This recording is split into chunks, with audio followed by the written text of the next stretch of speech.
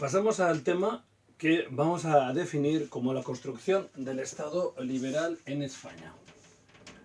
Nos quedábamos en el último tema viendo el reinado, el convulso y complicado reinado de Fernando VII, y ahora vamos a ver la construcción del Estado liberal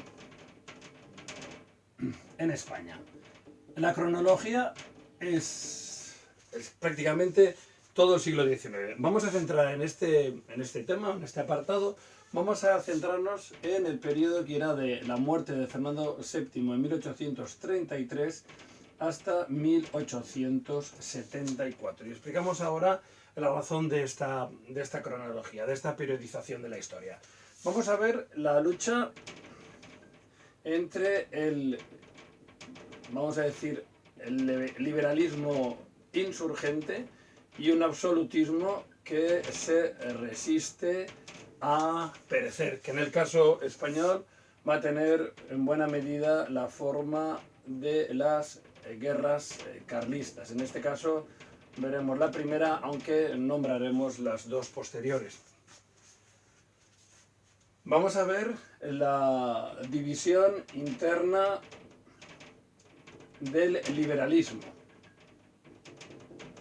Y hablaremos entonces de los moderados, que llegarán a formar un partido, el Partido Moderado, y los exaltados radicales progresistas, que también llegarán a formar un partido progresista. Y todo esto lo vamos a ver bajo la forma política de la regencia de María Cristina, la viuda de Fernando, durante la minoría de edad de su hija Isabel. Veremos un corto periodo de tiempo, pero como todos, siempre interesante, que será la regencia del general Espartero, y luego veremos el reinado pleno de Isabel II. Estaremos moviéndonos entonces en 1833 a 40, en 1840 a 43 y en 1843 a 68, porque dejaríamos precisamente para ese último momento el sexenio revolucionario, que iría de 1868 a 1874. Este es el sexenio revolucionario, en el que veremos una monarquía que podríamos calificar de democrática. Será la monarquía de Amadeo I, Amadeo de Saboya. Veremos la primera experiencia republicana en España, será la primera república, y luego, tras un periodo dictatorial del general Serrano, entraremos en la restauración de la Casa de Borbón en España. He dicho más de una vez que es la dinastía más veces expulsada y más veces restaurada de la historia de España. Bien, este periodo es un periodo de cambios, de transformaciones notables. Notables transformaciones. No olvidemos el título que le doy precisamente a este tema, la construcción del Estado liberal. La construcción del Estado liberal supone la destrucción del antiguo régimen en España. Entonces nos vamos a encontrar con importantes transformaciones, notables transformaciones o cambios. Vamos a ver cómo aparece ese liberalismo del que ya venimos hablando desde la Guerra de la Independencia en España. Un liberalismo político, que lo veremos cómo se va a dividir en esos moderados y progresistas, según la forma de interpretar el liberalismo y según la forma de establecer relaciones con el pasado del antiguo régimen en España. y con los grupos sociales, las élites sociales que todavía se mantienen. Veremos que en este aspecto político hablaremos de constituciones, hablaremos de Parlamento, las Cortes españolas, hablaremos de procesos electorales y por lo tanto hablaremos de sufragio censitario o universal, básicamente. Pero veremos también un liberalismo en lo económico, aunque siempre pasamos un poco de soslayo sobre los temas que no son puramente políticos, pero sí que veremos esa pugna entre las posturas proteccionistas o una mayor apertura, que sería el librecambismo. Hablaríamos, por lo tanto, del capitalismo, que se va asociando al desarrollo económico, al desarrollo industrial. En España, un desarrollo industrial que, lógicamente, va a llevar a transformaciones de tipo social. Y así nos encontraremos con la pervivencia de las élites del antiguo régimen, la nobleza y la iglesia, la corona, aunque no sea un grupo social en sí mismo. Pero veremos también la aparición más que la aparición, sería el afianzamiento de la burguesía. Burguesía que veremos cómo va a desempeñar la función predominante desde un punto de vista social y político y económico, evidentemente. Vamos a ver la pervivencia del campesinado, que en España sigue siendo la mayor parte de la población. Vamos a ver cómo poco a poco, a medida que el desarrollo industrial se vaya afianzando en España, veremos la aparición de ese proletariado, protoproletariado, palabra que se me engancha. Vamos a ver cómo esas industrias van a ir generando una nueva formación social que tiene elementos que le aproximan al campesinado, pero que por su actividad económica y por su ubicación en la ciudad, pues se va alejando de esos parámetros iniciales que definen al campesinado en España. No son fenómenos exclusivos de España, ni mucho menos los que estamos viendo ahora. Vamos a ver cómo dentro de este ámbito social vamos a ver la presencia del ejército, cuya sólida presencia se va a extender a todos los aspectos de la sociedad, de la política del momento. Veremos que serán los militares quienes ocupen los puestos de privilegio político. Estamos hablando de una época en la que las ideas políticas, el liberalismo en cualquiera de sus versiones, está un poco definida. Los partidos políticos no tienen programas que diferencien claramente a unos de otros. Prácticamente los anhelos, los objetivos, pues suelen corresponder más a los objetivos de quienes los dirigen o los forman. Y ante la ausencia de partidos políticos de masas y líderes carismáticos, ese papel, ese lugar, esa función la ocupan los héroes del momento, que son los militares. Empezaremos por el general Espartero, el pacificador, el héroe de la guerra carlista, y veremos cómo son muchos los que van siguiendo su estela: Narváez, Prim, O'Donnell, Serrano. Vamos a ver que son varios y que los partidos políticos emergentes buscan precisamente el acercarse a estos políticos importantes, a estos personajes conocidos de la población y que con su solo nombre pueden concitar las adhesiones que una población civil todavía es incapaz de provocar entre la masa social, entre el pueblo en general. Bien, entonces es un siglo, el XIX, es un siglo de luchas, de enfrentamientos, de convulsiones. Pero todo este periodo va a permitirnos la construcción precisamente de ese Estado liberal en el que nos vamos a ver bastante reconocidos en las características de nuestro propio mundo actual, nuestro siglo XXI.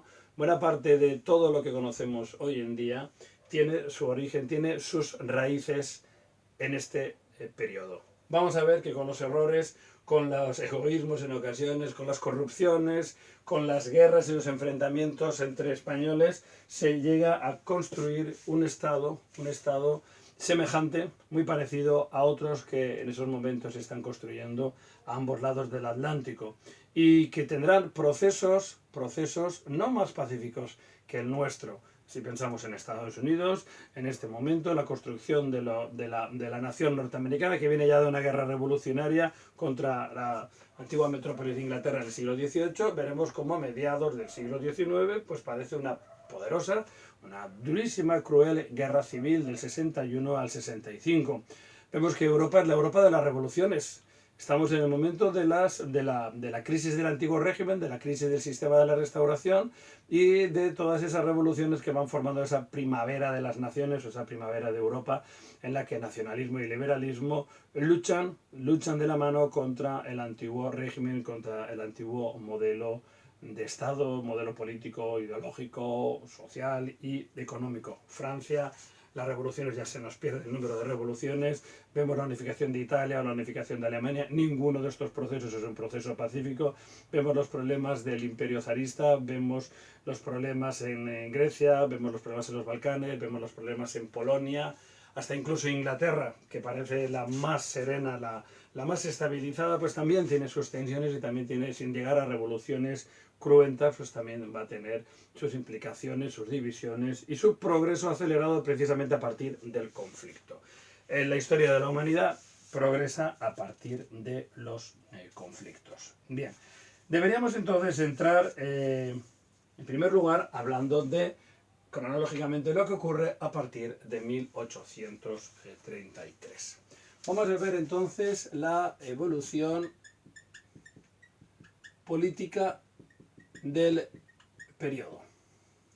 La evolución política del periodo, vamos a centrar, la primera fecha va a ser 1833. El 29 de octubre de 1833 muere Fernando VII y deja como herencia el preámbulo de una guerra civil, de una guerra entre españoles. Acabábamos el tema anterior hablando de la ley sálica, de la pragmática sanción y de incluso hasta los incidentes del Palacio de la Granja de San Ildefonso, que al final se zanjaban con el testamento regio y la confirmación de la pragmática sanción de mayo de mayo de 1830, en el que quedaba abierto o expedito el camino para que la heredera al trono de España y de las Indias, unas Indias cada vez más mermadas, sería la hija del rey Fernando y de la reina María Cristina, es decir, Isabel II. Esto va a provocar como primera respuesta la guerra carlista. La guerra carlista, con una cronología de octubre del 33 a 1839 o 1840, según veremos también, la vamos a dejar ligeramente aparcada, aunque haremos referencias constantes a ella, pero no voy a entrar ahora en la explicación de la guerra porque la voy a dejar para otro momento. A veces es difícil explicar toda la historia en un conjunto y hay que hacer separaciones y contar historias paralelas que obligan, por supuesto, a repetir algunos hechos. Bien, pues la guerra carlista, tal cual, la suspendemos ahora en el tiempo para hablar de la evolución del, vamos a decir, del gobierno oficial, no del gobierno paralelo que supone el de Carlos María Isidro. De cualquier manera, repito, las referencias van a ser constantes porque la construcción del Estado liberal se construye sobre la sangre, sobre el ruido de las batallas que enfrentan a carlistas y a isabelinos o cristinos. Bien, en primer lugar nos encontramos con que María Cristina de Borbón y dos Sicilias establece una regencia que irá desde 1833 a 1840, es decir, todo el proceso de la guerra carlista. Evidentemente la reina quizá, no hay que pensar demasiado para llegar a esta conclusión, es una persona de espíritu absolutista, es su educación, y para eso digamos que ha sido criada para ser una reina absolutista, y ha sido además la esposa del gran absolutista en España, que sería Fernando VII. Al estallar la guerra carlista, cuando el 1 de octubre de 1833 Carlos María Isidro desde Portugal se proclama rey, con ese documento que conocemos como el Manifiesto de Abrantes, María Cristina tiene que inmediatamente contestar y enarbolar la bandera de la defensa de la legitimidad dinástica y el respeto al testamento y a la herencia de su marido, su difunto marido Fernando. Así que María Cristina, sea cual sea su pensamiento ideológico personal, se va a encontrar en la obligación, en la necesidad de recurrir al apoyo de los liberales. Así que tenemos que María Cristina con el liberalismo, precisamente contra el absolutismo que representa Carlos María Isidro y la facción que ya a partir de este momento vamos a conocer como carlista. Pero evidentemente, María Cristina, que se ha preparado en los últimos años de la vida que se apagaba ya de Fernando, se ha preparado para este conflicto, ha depurado el ejército, ha hecho la limpieza necesaria para en el momento adecuado tener por lo menos el respaldo de las armas, se va a encontrar en la necesidad de echarse en brazos de los liberales. Pero no lo va a hacer fácilmente ni lo va a hacer a cualquier precio. Va a ser una transición rápida, pero moderada, controlada, o moderadamente controlada, porque María Cristina no es que guarde los tiempos, pero sí que va a intentar en todo momento, distanciarse de ese pensamiento liberal que tanto necesita, pero que probablemente tanto desprecia. Así que el primer movimiento de María Cristina en su regencia va a ser entregar el gobierno a Cea Bermúdez. Cea Bermúdez es un absolutista moderado. Es un absolutista moderado que está muy en la línea del absolutismo reformista o el absolutismo ilustrado que vimos en los últimos años del reinado fernandino. Cea Bermúdez es el autor del que se conoce como el Manifiesto del 4 de octubre.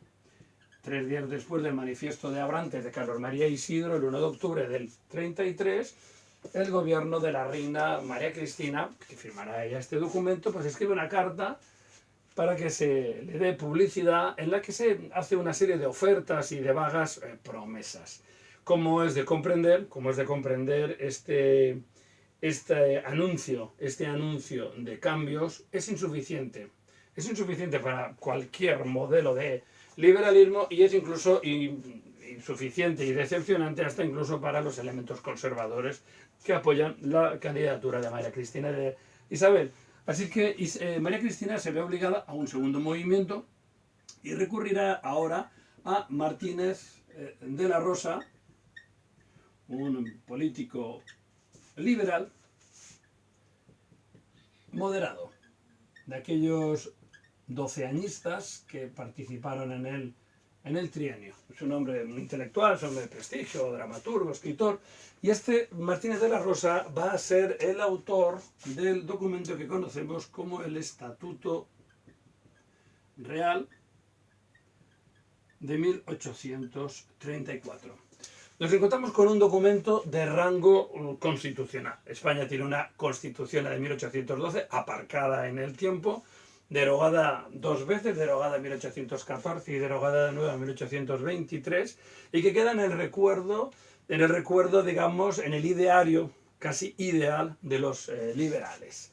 Este liberal moderado, incapaz de restaurar esa constitución, algo seguramente demasiado atrevido en este momento, opta por una situación intermedia, por una solución intermedia que sería la redacción de una carta otorgada, de una, vamos a decir, pseudo-constitución, un documento de graciosa concesión por parte de la reina en la que se reconocen derechos y libertades, una carta considerablemente amplia para el momento, pero que no tiene el carácter ni tiene los elementos propios de una Constitución, que recordemos, se elabora en el Parlamento, en las Cortes, se discute, se vota, se aprueba y se pasa a la firma, a la sanción del jefe del Estado, el monarca, en este caso la reina.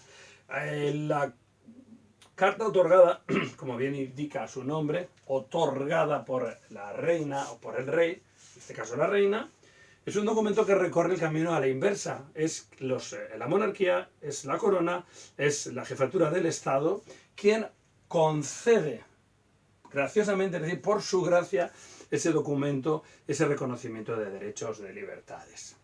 El Estatuto Real de 1834 no cumple, evidentemente, las expectativas de la masa liberal que es tan necesitada para apoyar la causa isabelina y frenar el avance del absolutismo que representan las banderas de Carlos María Isidro.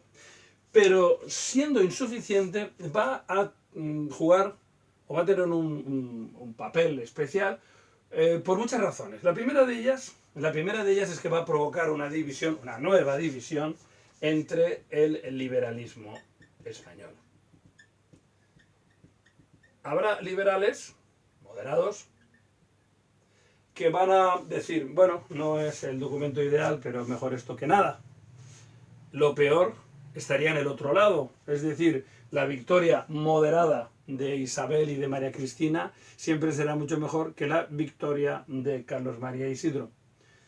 Entonces hay una opinión dentro de este liberalismo moderado de aceptar y de apoyar. Pero hay un liberalismo progresista, mucho más radical, que por contra va a decir no, es insuficiente y no es esto lo que nosotros exigimos, lo que nosotros pedimos para apoyar de forma definitiva y sin fisuras la causa de Isabel.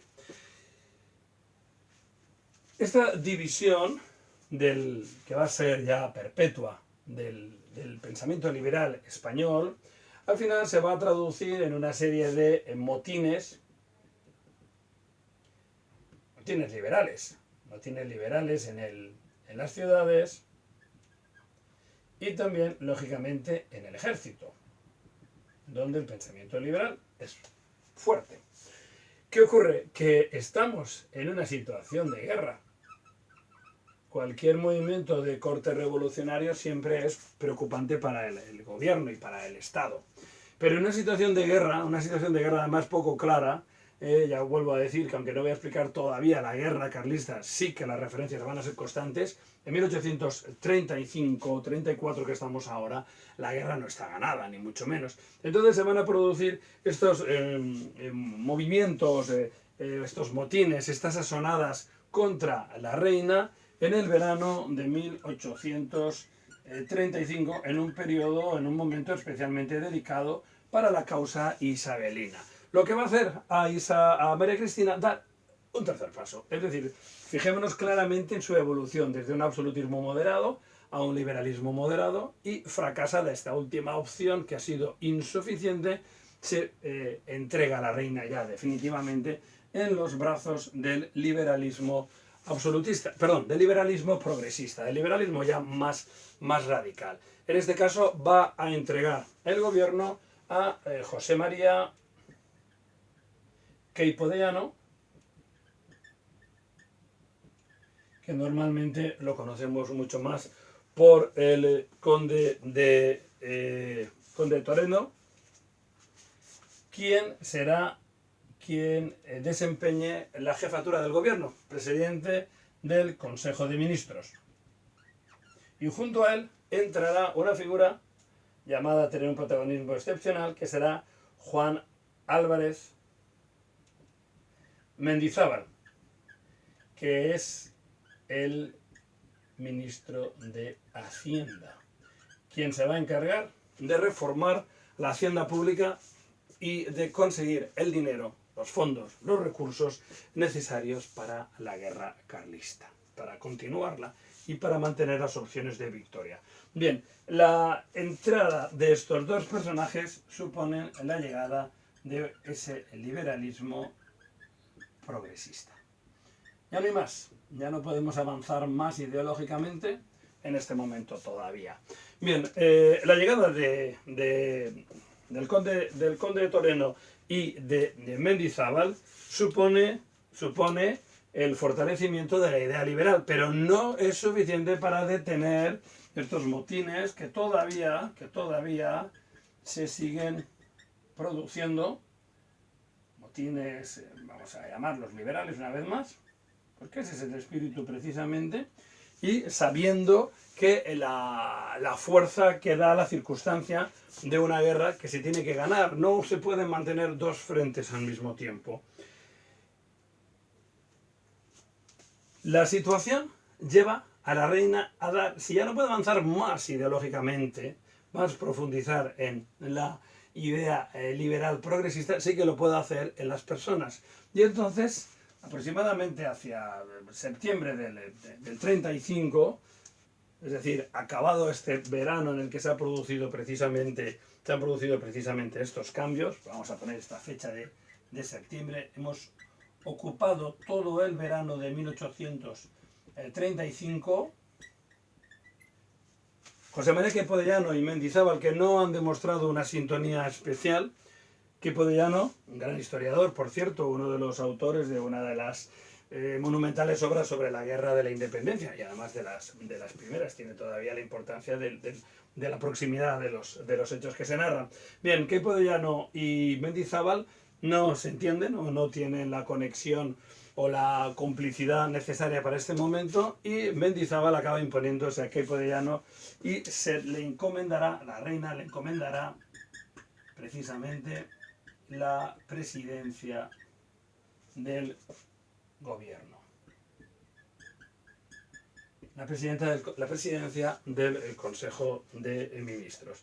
En este momento, Mendizábal va a sacar, ya entrando en 1836, son fechas muy importantes, hay aquí tantas cosas en tan poco tiempo que tampoco habrá que ser excesivamente escrupuloso en la cronología o en la periodización, pero sí conocer estos pasos que son tan claros, tan rotundos y evidentes.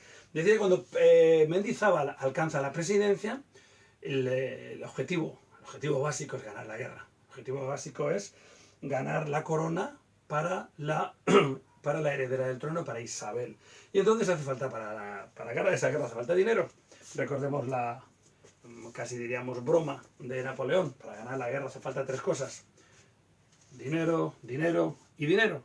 Y Mendizábal lo sabe. Y ese dinero solo lo puede sacar de la desamortización de las tierras de la iglesia, de las tierras comunales, de los ayuntamientos. Entonces, a comienzos de 1836, en los meses de febrero y marzo, final del invierno de este 1836, se van a publicar los decretos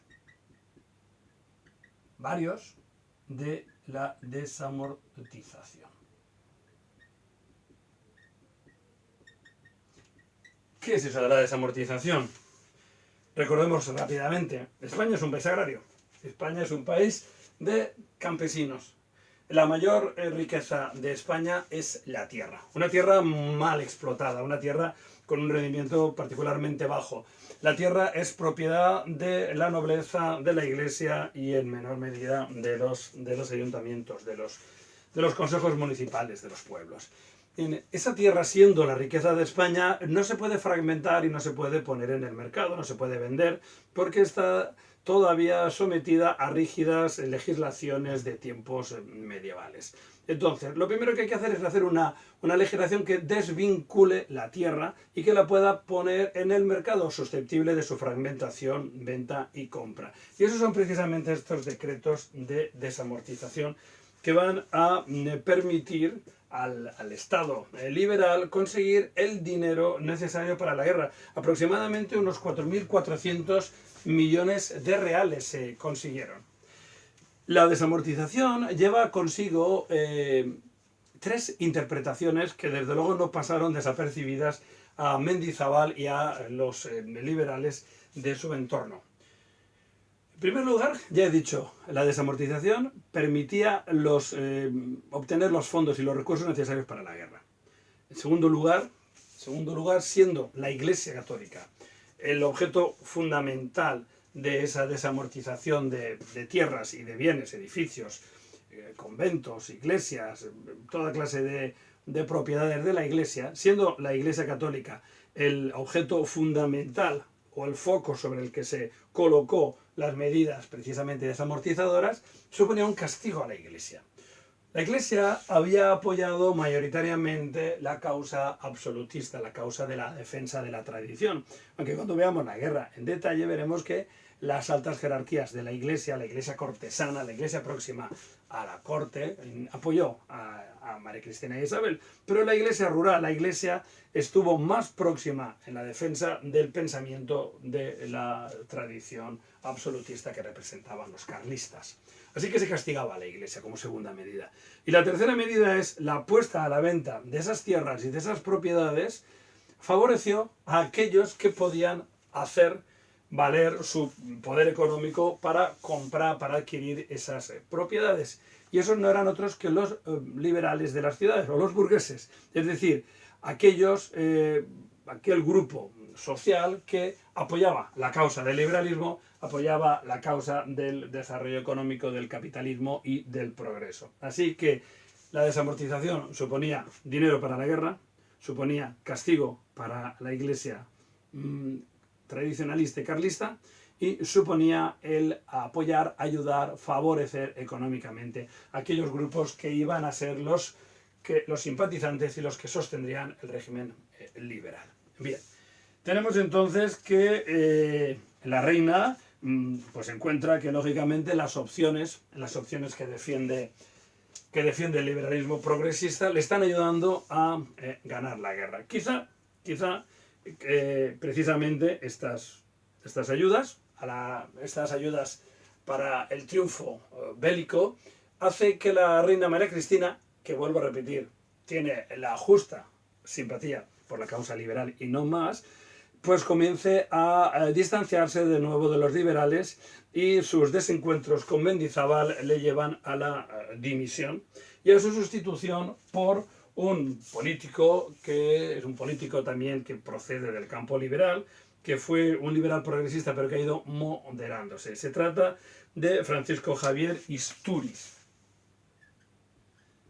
Francisco Javier Istúriz, que va a ser un liberal de corte moderado.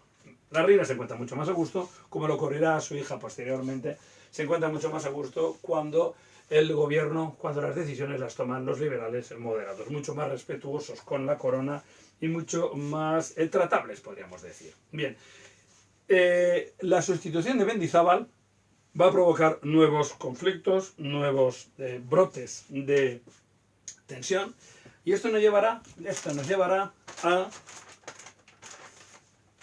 el verano de 1836. El verano de 1836 se reproducen esos motines que habíamos visto en el 34 y sobre todo en el 35, y que habían llevado a la reina a confiar en Mendizábal y en el conde de Toreno para instaurar ese liberalismo más progresista. Ahora, en este verano del 36, se va a producir un incidente, el incidente que conocemos como el motín de los sargentos de la granja. Una vez más suena la granja de San Ildefonso, que era uno de los palacios, de las residencias habituales de los monarcas españoles.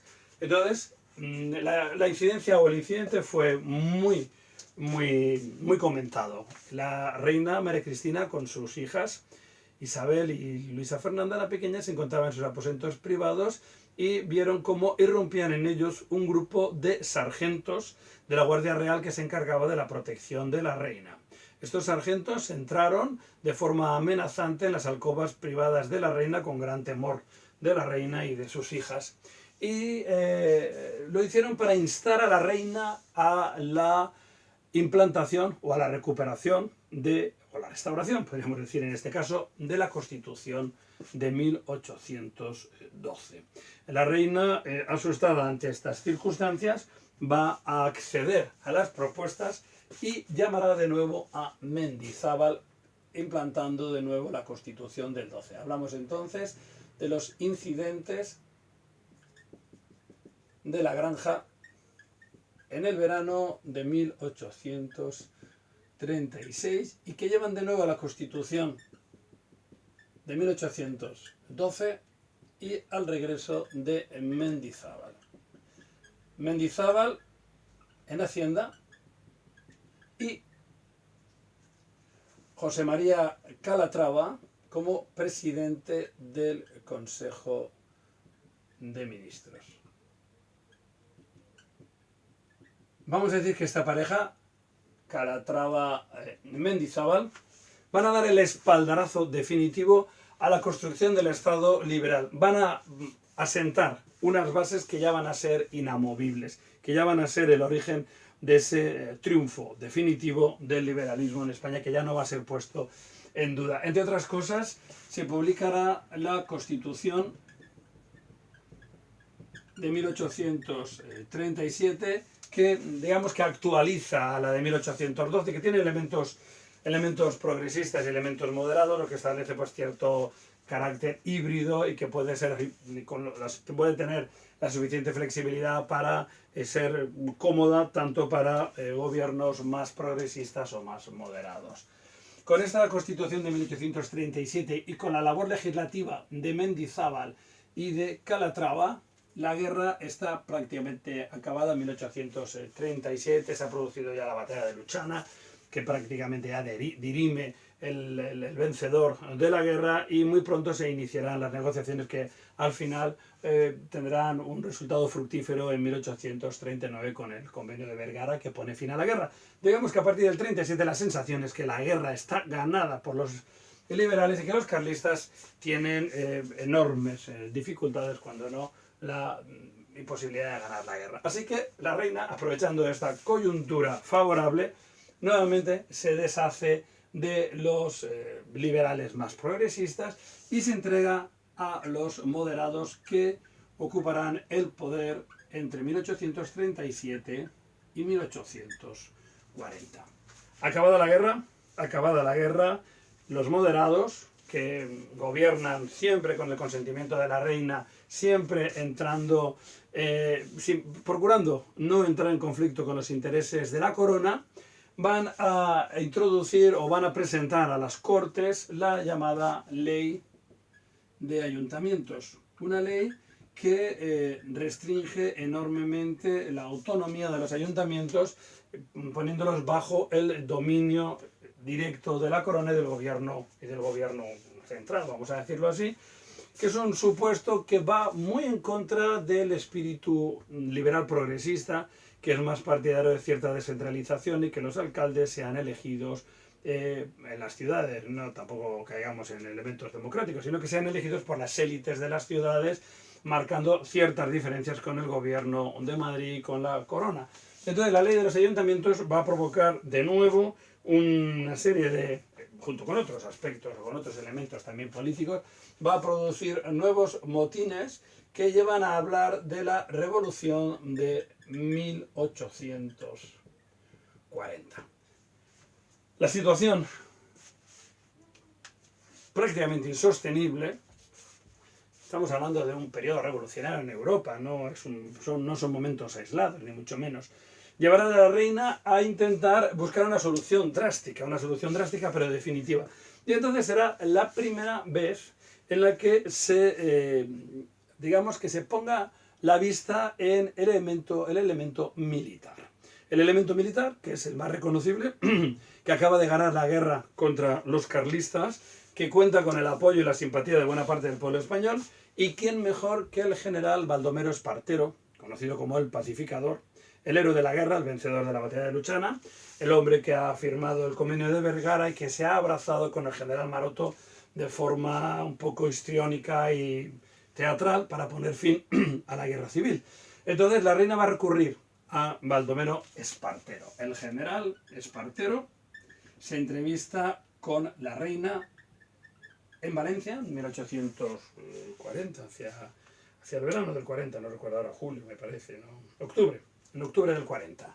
En octubre del 40 se entrevista en Valencia.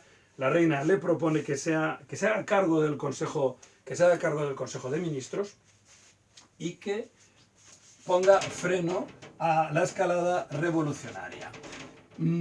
Espartero todavía no se ha implicado en la política, todavía no ha mostrado una ambición política o un interés, pero no va a defraudar a la reina en el sentido de que sí, se siente tentado por la carrera política. Lo que la reina no sabe es que Espartero se ha definido finalmente por el bando progresista. Espartero no está muy por la labor de intervenir militarmente contra los rebeldes y le va a recordar a la reina que lo que tiene que hacer es cumplir la ley y respetar la Constitución vigente de 1837.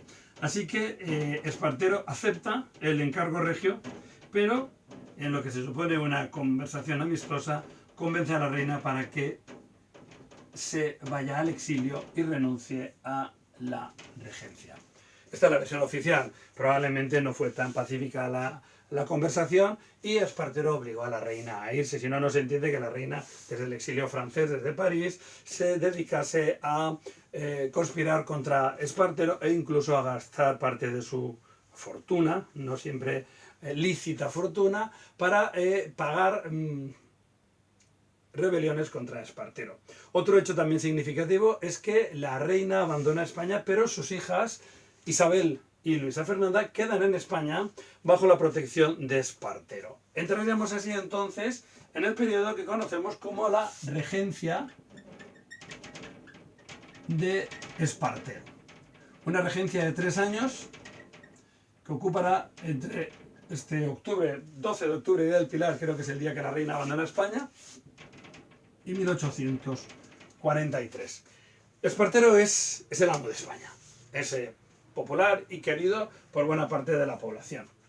Las elecciones las ganarán los progresistas, también un poco por no asistencia de los moderados. Espartero es el jefe del ejército, es el jefe del gobierno y es el regente, o aspira a ser regente.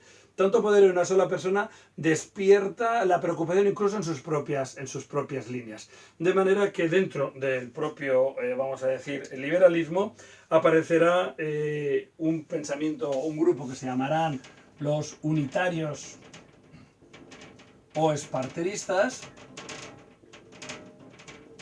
que apoyan a Espartero hasta sus últimas implicaciones y que ven perfectamente o aceptan perfectamente esta concentración de poder en la única figura de Espartero, pero frente a él también se oyen otras opiniones dentro del campo liberal progresista contrarias. Son los trinitarios. Los trinitarios lo que hacen es decir que la regencia de España sea dividida en una trinidad o en un triunvirato de 3 personas, una de las cuales sería Espartero, limitando así un poco su poder. O sea, la primera opción fue la triunfante y Espartero gobernó de forma férrea y personal el corto periodo que estuvo de regente. Ciertamente que el periodo fue bastante conflictivo. Espartero es un militar de estirpe, es un militar de carrera. Ha combatido en las Indias contra los insurgentes en las guerras de emancipación. Ha luchado en la guerra carlista. Y es un hombre autoritario porque es un militar, porque es un general. Entonces va a gobernar incluso al margen del propio partido, rodeado de una camarilla de amigos y de confidentes que serán conocidos como los Ayacuchos, por la batalla de Ayacucho en América, aunque precisamente Espartero no participó en esta batalla.